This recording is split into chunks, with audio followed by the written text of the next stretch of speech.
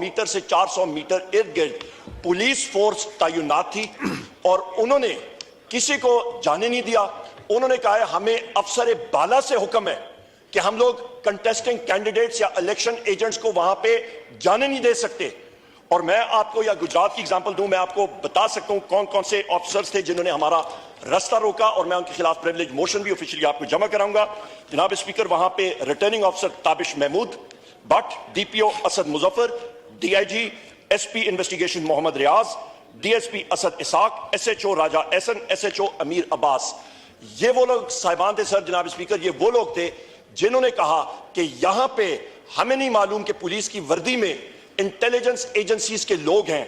और मीडिया के जनाब स्पीकर, उन्होंने 4 लोगों को हमारे सामने, उन मीडिया लोगों की सिर्फ यह गलती थी कि उन्होंने 1.5 मिनट का एक वॉइस स्लॉट बैरिस्टर गौर साहब का और मेरा उन्होंने रिकॉर्ड किया। उनको